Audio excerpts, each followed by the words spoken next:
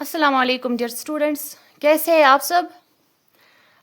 चलो आते हैं अपने क्लास की तरफ, अपने लेक्चर की तरफ। हमें करना है आज एक्सरसाइज 1.2। ठीक है, एक्सरसाइज 1.1 हमारी हो गई थी, जो रियल नंबर्स की एक्सरसाइज 1.1 है वो हमारी हो गई थी कंप्लीट। नाउ अब हमें करना है एक्सरसाइज 1.2 के क्वेश्चंस। ठीक है, उसमें कुछ क्वेश्चन 3 क्वेश्चंस हैं एंड बस वही 3 हमें करने हैं। तो फर्स्ट क्वेश्चन जो है वो कहता है हमें, एक सेकेंड। तो फर्स्ट क्वेश्चन नंबर 1, ठीक है, वो कहता है हमें, आप अपनी बुक सामने रखो प्लीज, अपनी बुक सामने रखें आप। तो प्रूव दैट √5 इज इरेशनल। ठीक है, देखें आपको इस एक्सरसाइज में ना पहले एग्जांपल्स मिलेंगी। आप अपनी बुक खोलो, आप देखो, इस एक्सरसाइज करने से पहले आपको वहाँ पे एग्जांपल्स मिलेंगी। तो अगर आप वो एग्जांपल्स देखोगे ना, आपको बहुत अच्छे से क्वेश्चंस आ जाएंगे। ठीक है, मैं यहाँ पे वो एग्जांपल्स भी कराना चाहती थी, बट क्या है कि वो आपको खुद भी समझ आ जाएंगी। तो इन केस अगर मुझे लगा अगर किसी को ज़रूरत है एग्जांपल्स कराने की भी, तो प्लीज़ आप कमेंट सेक्शंस में बोले, तो हम वो उस पर भी एक लेक्चर करेंगे। ठीक है, तो फिलहाल हम करेंगे क्वेश्चन नंबर 1। ये कह रहा है हमें प्रूव दैट √5 इज इरेशनल। हमें बोलना है ये इरेशनल नंबर है। ठीक है, दिखाना है। देखिए हम कैसे दिखाएंगे। हम करते हैं पहले,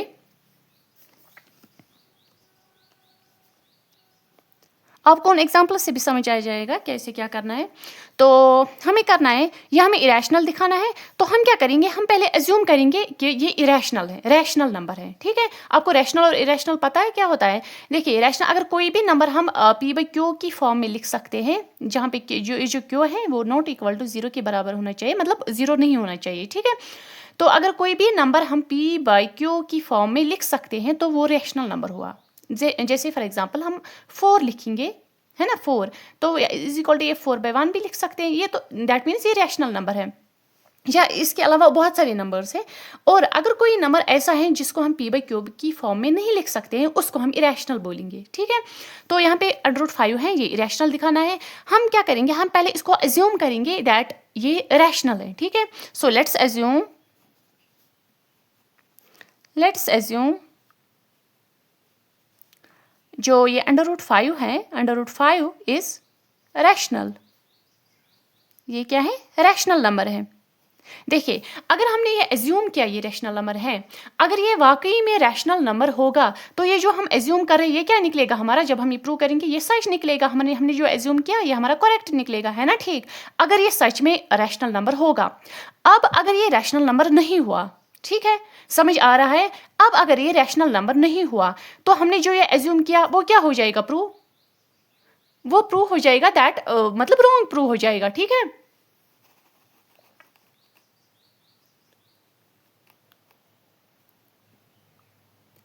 वो रॉन्ग प्रूव हो जाएगा। अगर ये जो हमने एज्यूम किया, हमने एजम्पशन लिया है यहाँ पे दैट √5 इज रैशनल, अगर ये सही हुआ तो ये, अगर ये सही में ये रैशनल ही था तो ये हमारा राइट निकलेगा। अगर ये रॉन्ग निकला, अगर ये रैशनल नहीं हुआ तो ये हमारा रॉन्ग निकलेगा। ठीक है, दैट मीन्स, सॉरी मैंने कुछ गलत कहा, अगर ये रैशनल हुआ सच में तो ये राइट निकलेगा। ठीक है, अगर ये रैशनल नहीं हुआ तो ये इरेशनल होगा, दैट मीन्स ये वाला रॉन्ग होगा। ठीक है, अब आया समझ। तो हम करेंगे लेट्स एज्यूम दैट √5 जो है वो रैशनल नंबर है। तो अगर ये रैशनल है तो ये जो √5 है वो किस फॉर्म में हम लिख सकते हैं, A/B की फॉर्म में लिख सकते हैं, A/B की फॉर्म में, दैट इज भी लिख सकते हो। यहाँ पे देखिए अगर हमारे पास यहाँ पे मैं दिखाती हूँ आपको, ये क्या है, 4 है ना। ये हम यहाँ पे लिख सकते हैं 8 2, ये क्या हुआ, 2 1s are 2, 2 4s are 8, तो 4 यहाँ पे हुआ। ये क्या हुआ, यहाँ पे रैशनल नंबर है। यहाँ ऐसे भी 4 हम लिख सकते हैं 4/1 की फॉर्म में, that means it is in P/Q form. तो यहाँ पे भी क्या है, √5 जो है, अगर हमने बोला ये रैशनल है, पहले क्वेश्चन को समझने की कोशिश करो, बाकी आपको समझ आ जाएंगे। अगर हमने बोला कि ये रैशनल है, एज्यूम किया, तो इसका मतलब हुआ जो √5 है इसको हम A/B की फॉर्म में लिख सकते हैं। आया यहाँ तक समझ। एंड ये जो B है वो 0 के बराबर नहीं होना चाहिए, ये भी इसकी कंडीशन है। और दूसरी चीज है, जो A एंड B है, ये जो यहाँ पे हम A एंड B ले रहे हैं वो क्या होने चाहिए, A एंड B जो होने चाहिए वो को प्राइम नंबर्स होने चाहिए। ठीक है, को प्राइम नंबर्स। अब ये को प्राइम नंबर्स क्या हुए? को प्राइम नंबर्स वो हुए, जैसे मैंने आपको वो एक्सरसाइज 1.1 में मैंने आपको बोला था एलसीएम एचसीएफ कैसे निकालते हैं हम, है ना, ठीक। तो वहाँ पे क्या होते हैं, कुछ नंबर्स ऐसे होते हैं जिनके कॉमन फैक्टर्स होते हैं, है ना। जैसे अगर हम लिखते हैं यहाँ पे, जैसे 4 है, 2 है, हम क्या करते हैं, 2 को भी करो, जैसे 2 1s आर 2, 4 को करो, ये क्या आएगा, 2 2s आर 4, 2 1s आर 2। तो यहाँ पे भी 2 है, यहाँ पे भी 2 है, दैट मीन्स इनका कॉमन फैक्टर जो है, इस 2 और 4 का कॉमन फैक्टर क्या है, ये 2 है कॉमन फैक्टर। क्यों? इस 2 से इसको भी डिवाइड होता है एंड इसको भी डिवाइड होता है। यहाँ तक समझ आया? यही होता है मतलब को फैक्टर, मतलब कॉमन फैक्टर ही हुआ। बट ये जो यहाँ पे हम ए एंड बी ले रहे हैं, ये को प्राइम होने चाहिए। को प्राइम मतलब इनके बीच में कोई भी कॉमन फैक्टर नहीं होना चाहिए, जैसे 2 एंड 3। क्या आप मुझे बोलो, क्या 2 एंड 3 में कोई कॉमन फैक्टर है? नहीं है कोई भी कॉमन फैक्टर, तो इनको हम को प्राइम नंबर्स कैसे कहते हैं, 2 एंड 3 को, ठीक है। तो हुआ ये यहाँ तक। तो इनका क्या होता है, no common factor, no common factor. शाबाश, यहां तक समझ आया?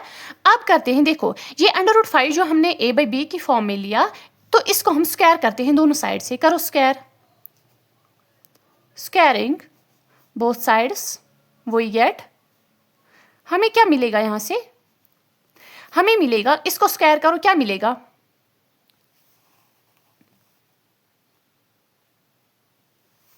इसको स्क्वायर करो, ये आएगा √5 होल स्क्वायर, ये क्या आएगा यहाँ से, a by B whole square, है ना, ठीक। यहाँ से क्या मिलेगा हमें, इसका स्क्वायर जो है वो कैंसिल हो जाएगा, ये 5 आ जाएगा यहाँ पे, ये आएगा a square divided by b square. समझ आया? अगर हम इस b को इधर लाएंगे, ये क्या बनेगा यहाँ पे, ये बन जाएगा हमें 5b square is equal to a square. यहां तक समझ आया? 5b square is equal to a square. इसको आप इक्वेशन फर्स्ट लिखो या 1 लिखो। यहाँ क्या ये क्या बोल रहा है हमें, देखो समझने की कोशिश करो। ये बोल रहा है हमें जो a स्क्वायर है इज डिविजिबल बाय 5, जो a स्क्वायर है वो 5 से डिवाइड होता है। कैसे? देखो अगर हम इसी फॉर्म में एक चीज यहाँ पे लिखते हैं, देखो अगर हम लिखेंगे 5 इंटू 1 इज इक्वल टू क्या आएगा, 5। अगर हम लिखेंगे 5 इंटू 2 इज इक्वल टू 10, ठीक है। या ऐसे लिख सकते हैं, एक second, 5 into 5 is equal to 25। आया समझ? दैट मीन्स ये जो 5 है इसको किससे डिवाइड हो रहा है, ये जो 5 है इसको किससे डिवाइड हो रहा है, 5 से। इन दोनों का मल्टीप्लाई करके 5 आ रहा है, लेकिन अगर इस 5 को हम इस 5 से डिवाइड करेंगे तो 1 मिलेगा, या इस 5 को 1 से डिवाइड करेंगे तो 5 मिलेगा, है ना। That means this 5 is divided by this 5।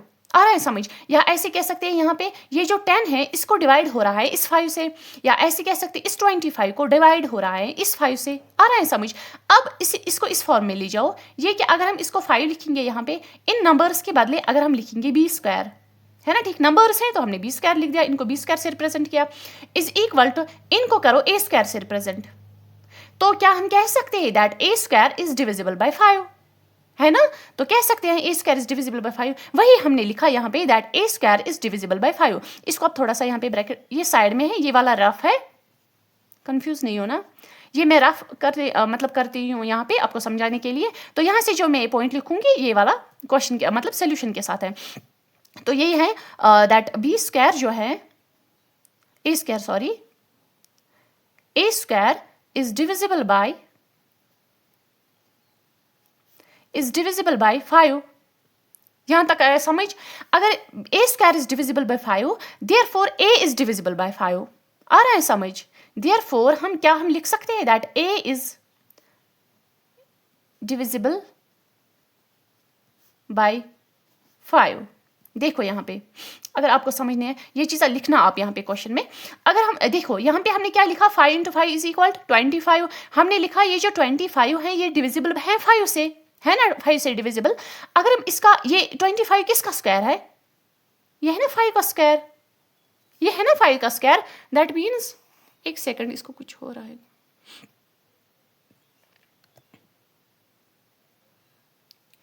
ये जो 5 स्क्वायर है, ये 25 जो है ये डिविजिबल है 5 से। यहाँ पे हमने बोला दैट मीन्स क्या हम बोल सकते हैं इस 25 का अगर हम इसको स्क्वायर लिखेंगे यहाँ पे, ये क्या हुआ 5 × 5 25। इसका मतलब हुआ ना 5 2 बार मल्टीप्लाई किया है हमने तभी 25 आया है।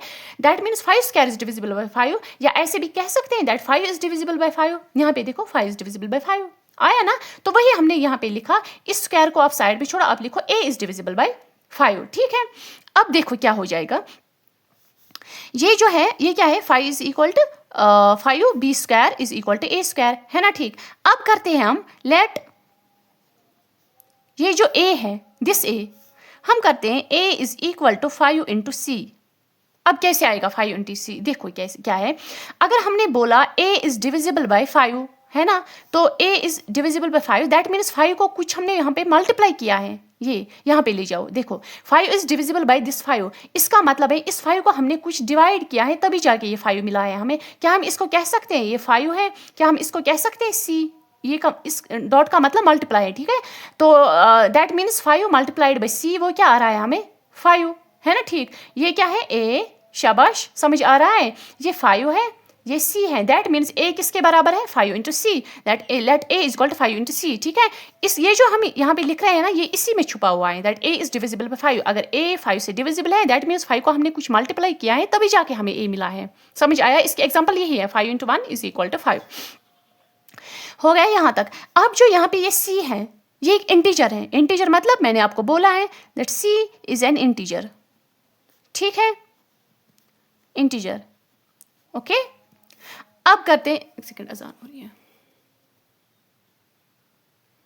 अब देखो यहाँ पे ये जो c है हमारा ये क्या है इंटीजर है। अब हम इसको स्क्वायर करते हैं, इसको ये जो a is equal to 5c है इसको स्क्वायर करते हैं। करो स्क्वायरिंग बोथ साइड्स, हमें क्या मिलेगा, हमें मिलेगा इसको करो स्क्वायर, ये मिलेगा हमें a square is equal to, इसको करो स्क्वायर क्या आएगा 5 square into c square. That means a square is equal to 5 into c, ऐसे भी लिख सकते हैं ना 5 इंटू सी होल स्क्वायर, शाबाश।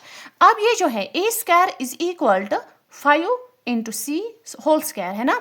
अब ये a स्क्वायर जो ये वैल्यू इसका आया इसको यहाँ पे पुट करो। देखो यहाँ पे क्या है a स्क्वायर है ना, यहाँ पे a square 5b square is equal to a square. इस a स्क्वायर के बदले यहाँ पे भी है ना a स्क्वायर, यहाँ इसके बराबर है, इस a स्क्वायर के बदले हम ये लिखेंगे, लिख सकते हैं ना, क्यों, हाँ लिख सकते हैं क्योंकि जो a स्क्वायर है वो इसके बराबर है। तो करते हैं हम करते हैं ऐसे भी लिख सकते हैं देयरफॉर जो हमारा ये है 5b square is equal to, इस a स्क्वायर के बदले क्या लिखेंगे हम 5 इंटू सी होल स्क्वायर। यहां तक समझ आया सबको? ओके, अब करो ये क्या आया 5b square is equal to 5 into 5 25, शाबाश 25 c स्क्वायर। ठीक है, अब देखो ये क्या हो जाएगा 5 1s आर 5 5 5s आर 25, तो यहाँ पे क्या बचेगा, सिर्फ बचेगा यहाँ पे b square is equal to यहाँ क्या बचेगा 5c स्क्वायर। ठीक है, दैट मीन्स ये हमें बोल रहा है जो b स्क्वायर है वो किसके बराबर है 5 इंटू सी स्क्वायर। यहाँ तक समझ आया? इसका मतलब हुआ जैसे हमने या इसको ऐसे भी लिख सकते हैं 5c square is equal to b square. अब देखो ये वाली इक्वेशन और ये इक्वेशन देखो, हमने ये इक्वेशन जब यहाँ पे बनी थी हमने क्या बोला था, हमने बोला था जो a स्क्वायर है ये 5 से डिवाइड होता है, इस a square is divisible by 5, that means a is divisible by 5। अब यहाँ पे देखो ये है ना b यहाँ पे आया, यहाँ पे c आया, it means b square is divisible by 5, that means वो हमें क्या मिलेगा वहाँ से, फिर वो मिलेगा हमें that b is divisible by 5 मिलेगा ना। तो अब इसको इस इक्वेशन को हम यहाँ से लिखेंगे that b square is divisible bye, ये इक्वेशन हमें दिखा रही है that b square is divisible by 5। Therefore क्या है, अगर b स्क्वायर डिविजिबल बाय 5 है दैट मीन्स b भी डिविजिबल बाय 5 है, 5 से डिवाइड होगा। दैट मीन्स अगर हम 5 को कुछ इंटू करेंगे मल्टीप्लाई करेंगे हमें ये b मिलेगा। यहाँ पे जैसे मैंने इसके एग्जांपल्स यहाँ पे दी है आपको, अगर हम 5 को कुछ इंटू करेंगे 1 वो हमें 5 मिलेगा, है ना। ठीक उसी तरीके से यहाँ पे अगर हम 5 को कुछ इंटू करेंगे तो हमें यहाँ पे b स्क्वायर अप टू 25 ले लो, 5 इंटू 5 25 हो ना। ठीक, तो therefore b is divisible by 5। यहां तक सबको समझ आया? ओके, अब करते हैं हम, देखो सॉरी मुझे इसको कुछ प्रॉब्लम हो रही है। देयरफॉर हम देख रहे हैं, देखो हमने जो ए और बी यहाँ पे लिया था, हमने क्या ए बी लिए थे, हमने ये वो वाले ए बी लिए थे जो को प्राइम नंबर्स हैं, दैट मीन्स उनके कॉमन फैक्टर्स नहीं है ना, ठीक, उनके कॉमन फैक्टर्स नहीं है। लेकिन यहाँ पे हम क्या देख रहे हैं, that a is divisible by 5, that a क्या जो है उसका एक फैक्टर क्या है, 5 है उसका फैक्टर। अगर 5 से ए डिवाइड होता है दैट मीन्स 5 उसका फैक्टर है ना, a is divisible by that means 5 उसका फैक्टर है। यहाँ पे हम देख रहे हैं बी भी 5 से डिवाइड हो रहा है, that B is divisible by 5। तो अगर ए भी 5 से डिवाइड हो रहा है, बी भी 5 से डिवाइड हो रहा है, दैट मीन्स इसका मतलब क्या हुआ, इसका मतलब हुआ ए और बी जो है इनका एक कॉमन फैक्टर है 5। समझ आ रहा है मैं क्या कहने की कोशिश कर रही हूँ। अगर हमें ए का एक फैक्टर 5 मिल रहा है, यहाँ से हम देख रहे हैं बी का भी एक फैक्टर 5 मिल रहा है, दैट मीन्स इनका जो एक फैक्टर है कॉमन है। अगर इनका एक फैक्टर कॉमन है, आप मुझे बोलो क्या ए और बी को प्राइम नंबर्स हुए, नहीं हुए ना को प्राइम नंबर्स। तो इसका मतलब हुआ जो हमने एज्यूम किया था कि ए एंड बी जो है वो को प्राइम नंबर्स हैं, वो हमारा रॉन्ग साबित हुआ। क्यों, हमें यहाँ पे दिखा ए एंड बी को जो 5 है वो उनका कॉमन फैक्टर है। अगर ये रॉन्ग है ना, इसका मतलब हुआ ये सारा एजम्पशन रॉन्ग है। जो हमने एज्यूम किया था √5 इज रैशनल नंबर, ये रॉन्ग है। अगर ये रॉन्ग है, √5 रैशनल नंबर नहीं है, तो क्या है फिर, ये इरेशनल नंबर है ना, इरेशनल नंबर। तो हमने प्रूव किया that it is irrational number. अब हम यही चीज यहाँ पे लिखेंगे, बाकी हमने ये प्रूव किया। हम लिखते हैं देयरफॉर जो ये है ए एंड बी जो है, A and be having common, क्या इनका कॉमन फैक्टर कौन सा है, हैविंग कॉमन फैक्टर 5 है ना इनका कॉमन फैक्टर। इट मीन्स, इसका मतलब क्या हुआ, इट मीन्स जो हमने एज्यूम किया था, it means our assumption, it means our assumption that, क्या एजम्पशन हमने किया था, दैट √5 इज रैशनल। ये चीज़ हमने एज्यूम की थी, ठीक है। हमने बोला था √5 जो है वो रैशनल नंबर है। It means our assumption that √5 is rational is wrong. हमने जो एज्यूम किया था, खुद ही से मान लिया था कि ये रैशनल है, वो हमारा गलत साबित हुआ। अगर ये गलत साबित हुआ, ये चीज़ अगर ये गलत साबित हुई, अगर ये गलत प्रूव हुई, दैट मीन्स ये क्या है, √5 ये इरेशनल नंबर है, ठीक है। Therefore √5 is irrational. ओके, यहाँ तक समझ आया। अब ये हमारा आज फर्स्ट क्वेश्चन था, इस एक्सरसाइज 1.2 का फर्स्ट क्वेश्चन था ये। आई होप आपको ये समझ आ गया होगा। मैं एक बार फिर से इसको थोड़ा सा समअप करूँगी, क्योंकि बीच में थोड़ा सा डिविएट हो गई थी। जो हमारा क्वेश्चन है वो हमें बोल रहा है prove that √5 is irrational number, है ना, ठीक। तो यहाँ पे क्या है, हमने पहले एज्यूम किया दैट √5 जो है वो रैशनल है, ठीक है। मतलब हमने खुद से ही मान लिया था जो √5 है वो रैशनल है। और अगर कोई नंबर रैशनल होता है तो हम उसको a/b की फॉर्म में लिख सकते हैं। सिर्फ कंडीशन ये है b जो है वो 0 के बराबर नहीं होना चाहिए, ठीक है। और जो a एंड b है, हमने जो यहाँ पे लिए वो हमने को प्राइम नंबर्स लिए। को प्राइम मतलब जिनका कोई भी कॉमन फैक्टर नहीं होगा एक्सेप्ट 1, सिर्फ उनका 1 कॉमन फैक्टर होता है और कोई कॉमन फैक्टर, जैसे 2 एंड 3। आप मुझे बोलो 2 एंड 3 का कोई कॉमन फैक्टर है, नहीं है ना। तो दैट मीन्स ये हमने यही को प्राइम फैक्टर्स होते हैं। तो ये हमने जो ए एंड बी जो यहाँ पे लिए वो को प्राइम नंबर्स हैं। तो हमने ये जो नंबर्स हमने लिए इनको स्क्वायर किया, ये √5 स्क्वायर आया, इन दोनों का भी स्क्वायर हुआ, ठीक है। अब इस √5 को स्क्वायर करो, ये कैंसिल हुआ, 5 रह गया यहाँ पे, ये a स्क्वायर बन गया, ये b स्क्वायर बन गया, ठीक है। ये जो b स्क्वायर है ना वो इधर आ गया। क्या ये आपको पता है कि जब यहाँ पे है ना डिवाइड में b स्क्वायर, अब जब ये इधर आएगा ना ये मल्टीप्लाई में आ जाएगा, ये इसके भी डिवाइड में नहीं आएगा, ठीक है। इज इक्वल के इस साइड में ये मल्टीप्लाई में आ जाएगा, क्यों, ये यहाँ पे डिवाइड में है, ओके। अब यही b स्क्वायर हमने इधर लाया, इसको बन गया 5b square is equal to a square. इसको हमने फर्स्ट कंडीशन मतलब फर्स्ट इक्वेशन इसको लिखा, ठीक है। एंड इसका मतलब हुआ इस इक्वेशन का जो a स्क्वायर है वो 5 से मल्टीप्लाई होता है, ठीक है। इसको मैंने आपको ऐसे दिखाया, जैसे 5 × 1 जो होता है 5 होता है, या 5 × 5 जो होता है 25। इस 25 को हम 5 स्क्वायर से भी लिख सकते हैं ना। दैट मीन्स ये जो 5 स्क्वायर है वो किससे मल्टीप्लाई होता है, ये किससे डिवाइड होता है, 5 से, ठीक है ना। 5 इन दोनों का मल्टीप्लाई करके ये आएगा। दैट मीन्स इस नंबर को अगर हम इससे डिवाइड करेंगे तो हमें ये नंबर मिलेगा, ठीक है। That means 5 square is divisible by 5। इसी तरीके से हमने यहाँ पे बोला a square is divisible by 5। अगर a स्क्वायर डिविजिबल बाय 5 है, दैट मीन्स ये जो a है ये भी डिविजिबल बाय 5 होगा, ठीक है। अगर आप इसके लिए कोई एग्जाम्पल भी लेना चाहो, यहाँ पे भी हम ये लिख सकते हैं। देखो ये जो 5 है फिर ये 5 से डिवाइड हो जाएगा, है ना, ठीक। तो अब हमने लिखा अगर ये a भी डिविजिबल बाय 5 है, दैट मीन्स a क्या है, a is equal to, that means 5 को हमें कुछ मल्टीप्लाई करना है, तभी जाके हमें ये a मिलेगा, है ना ठीक। जैसे 5 इंटू 1 है, वो 5 आ गया है ना ठीक। अगर हम यहाँ पे 5 इंटू 1 करेंगे, ये 5 आएगा, है ना ठीक। तो अब इसको हम स्क्वायर करते हैं, इसको स्क्वायर करने के बाद हमें a स्क्वायर मिला, ये 5 स्क्वायर 3 स्क्वायर, तो a स्क्वायर 5 इंटू c जो है इसका होल स्क्वायर। अब जो a का वैल्यू हमें ये मिला, इसको हम इस इक्वेशन में डालते हैं, या ऐसे आप अब यहाँ पे ऐसे भी लिख सकते हो, पुट इसको a लिखो, put a in 1, put a in equation 1, है ना ठीक। फिर आपको मिलेगा ये, हमें मिलेगा ये जो 5b स्क्वायर है, ये हमने ऐसे ही लिखा, इस a स्क्वायर के बदले हमने 5 इंटू c लिखा, ठीक है। 5c इसका होल स्क्वायर, ये a स्क्वायर है ना, तो a स्क्वायर के बदले 5c होल स्क्वायर, ओके। अब ये जो 5 है यहाँ पे 25 आएगा, ये c स्क्वायर है, 5 से ये हम पे कैंसिल हो जाएगा, 5 इंटू 5 25, तो यहाँ पे मिलेगा हमें b square is equal to ये 5 and this c square, okay.